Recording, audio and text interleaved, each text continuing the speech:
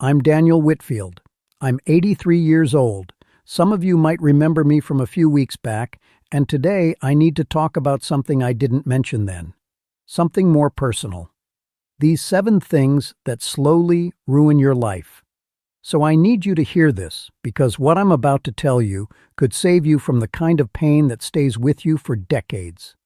And if I'm being completely honest, I wasted most of my life chasing these 7 things that don't matter anymore. I wish somebody had grabbed me by the collar and forced me to hear when I was younger.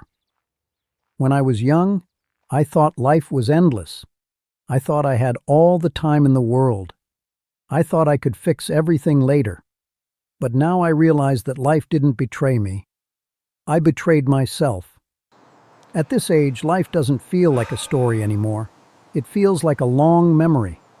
Some parts are clear, some parts are faded, and some parts come back every night when I close my eyes, whether I invite them or not. I'm not here to motivate you. I'm just counting the quiet mistakes I made one by one and placing these 7 mistakes in front of you. If they help you lose a little less than I did, then maybe this confession meant something. The first thing I learned too late is this. Never give so much of yourself to someone that there's nothing left of you in the end. I'm not only talking about money, I'm talking about time, energy, peace, dignity, emotional strength. I gave it all. When you're young, giving feels noble. Being available feels like being a good person. I gave up my dreams. I gave up my health. I gave up my happiness. I thought these sacrifices were necessary. But now I understand I was just a fool. Because when you have nothing left for yourself, you become an empty man. And nobody values an empty man. I remember being tired all the time. Not just physically, deep tired. But I kept going. I told myself I would rest later. Later never came. When I look back now, I see that I helped many people stand on their feet. But when I needed support, I couldn't even find myself. Giving is good, but giving until you're empty is not kindness. It's self-erasure. If I could go back to when I was 25, I would tell myself, put yourself first. Help others, but don't erase yourself. The second thing is that success is never permanent. I made the mistake of treating success like permanent property. When money starts coming in, when people respect you, when your name carries weight, you begin to believe it will always be there. I believed that too. I thought what I had today would still be mine tomorrow. I didn't rush. I didn't prepare. I didn't stay hungry enough. But success doesn't wait. It moves like time, quietly, without warning. The day work slowed down. I wasn't scared. I told myself it was temporary. Then opportunities stopped calling. Then doors closed. By the time I understood that I needed to work harder again, it was already too late. Time teaches lessons only when you still have time left to apply them. So don't treat success like land you own forever. If it's with you today, earn as much as you can from it. Tomorrow, it may already belong to someone else. If you have something today, money, respect, health, don't think it'll last forever.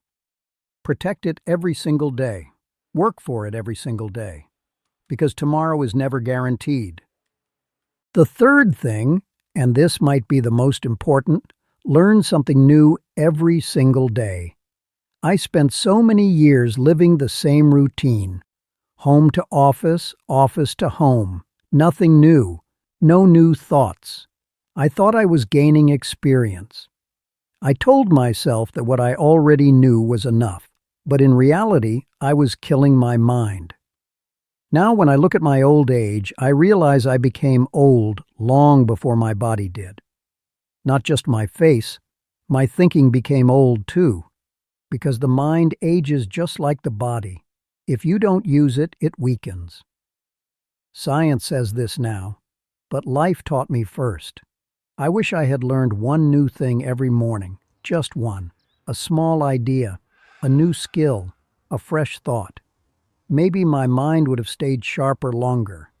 Maybe I would still feel curious instead of tired. A small daily goal doesn't just keep you active, it keeps you alive. But I lived my life on autopilot, and now there's nothing left but regret. The fourth thing, live your youth, but live it the right way, and this one hurts to admit. When I was young, I thought success meant working day and night, meeting friends less, not traveling, saving everything for later. And what happened later? When the money came, my body couldn't keep up. When I had time, my friends were dead. When I wanted to travel, my knees gave out. I'm not saying waste your youth. I'm saying live it cleanly, honestly, memorably. Sports, travel, friendship, laughter. If I were young again, I would play. I would travel. I would spend time with friends, but smartly. No alcohol, no cigarettes, no staying up all night. Instead, I'd live with health, with joy. Because memories are all you have in the end. And if the memories aren't good, life just feels like a long punishment. Live in a way you can talk about later, without shame. When my children ask me what I did in my youth, there are moments I stay quiet.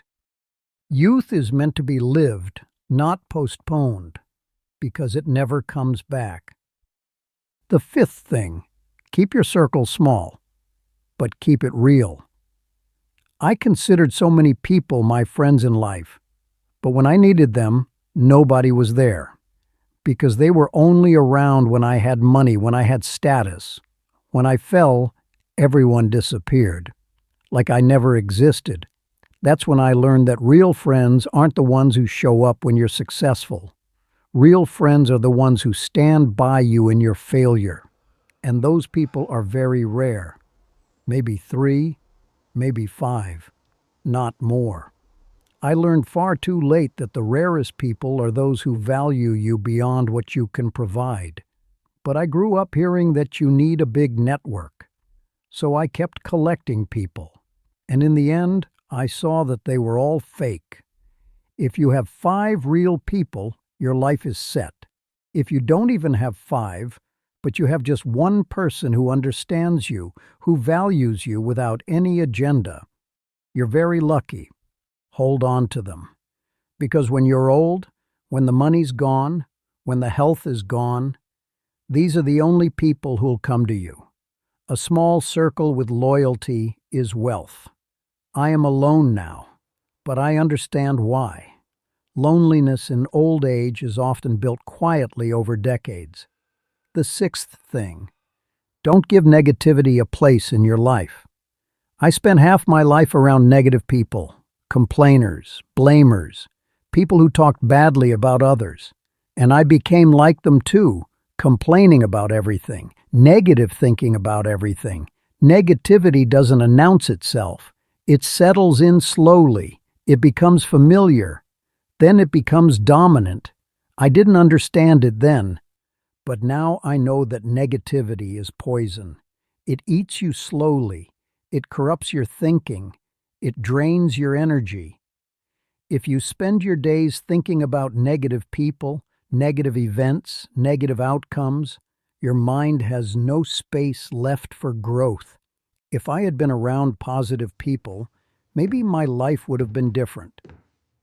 Don't think that staying away from negative people is wrong. It's necessary. It's necessary for your survival. Because if you let them dominate your mind, they will destroy you. They'll block your success. They'll steal your happiness. And you won't even realize where you lost your life. Avoid negative people if you can. But more importantly, don't let them live in your head.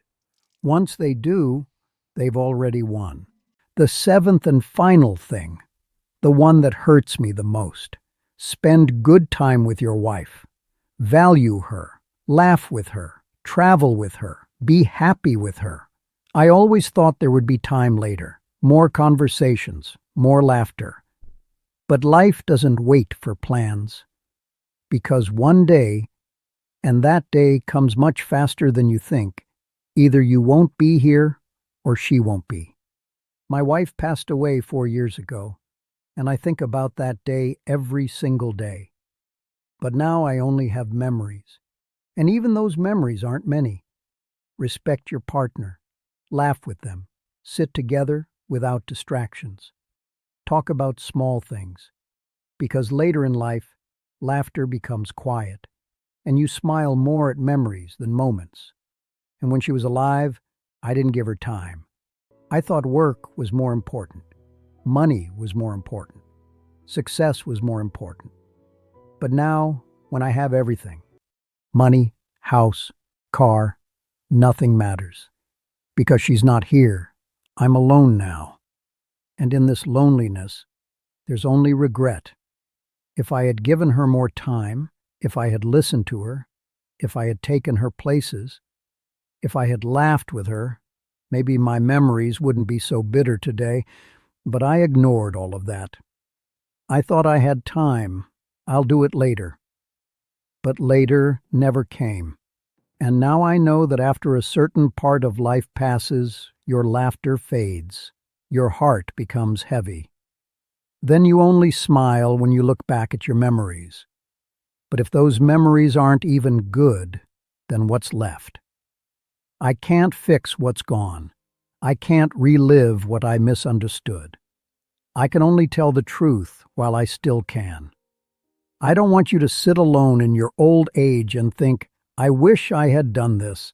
I wish I had done that.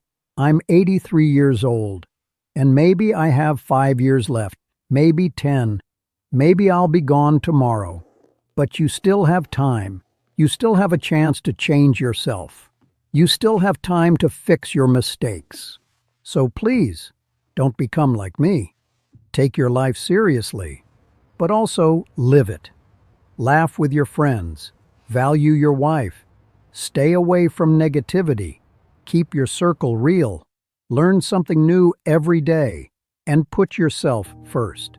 Because if you're finished, you'll have nothing left to give anyone else. And if this story meant something to you, if you felt this wasn't just a story, but a lesson, hold it in your heart. I don't want you to sit here one day counting your regrets. Because by the time you understand, it'll be too late.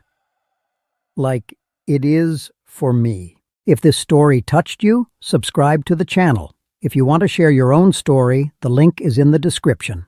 Your story may be next.